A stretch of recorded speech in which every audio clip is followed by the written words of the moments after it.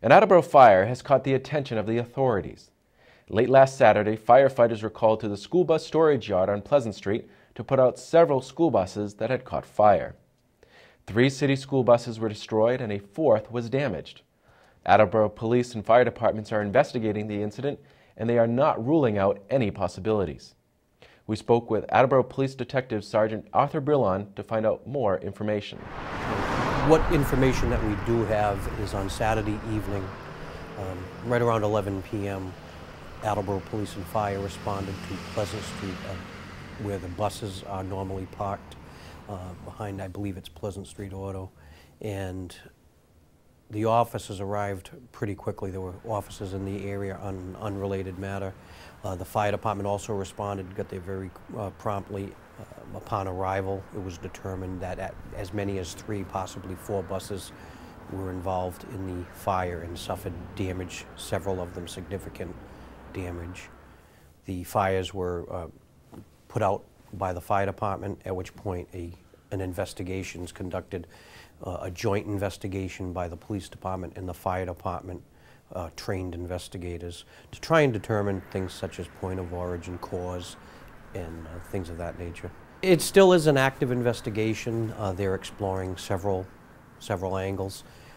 They, as good trained investigators, they keep their minds open to all possibilities. They've examined and they will continue to examine whether or not this was accidental or intentional, and if they determine to be intentional, who might have assisted or caused the fire.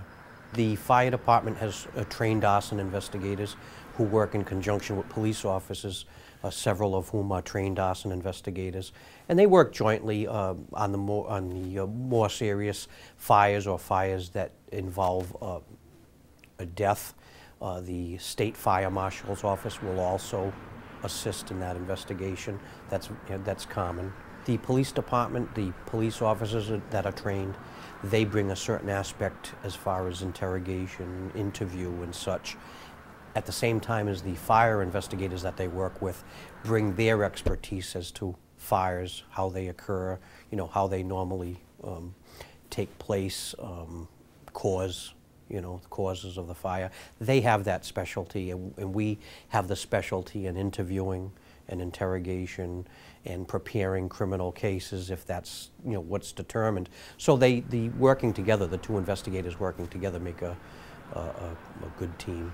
The area itself, as I understand it, I did not respond that evening, but the area, as I understand it, is not surrounded by a fence. So it is open access to someone who wanted to walk onto the property. Whether or not someone did and whether or not someone caused the fires remains under investigation, and further reports certainly will be forthcoming when that determination is made. Certainly a big part of the investigation would include interviews of persons who might have been assigned to that bus, the persons from the company who own the bus, which these are all basic investigative skills. Regards to any investigation, we would talk to the victim of the crime, if in fact it's determined to be a crime. We would talk to witnesses, persons who had access. So it's dealt with as a typical investigation. We interview anyone and everyone who might have that bit of evidence or information to share. As it stands right now, they are pursuing surveillance video. I personally was not involved in the investigation, but it's my understanding that they're pursuing some video surveillance.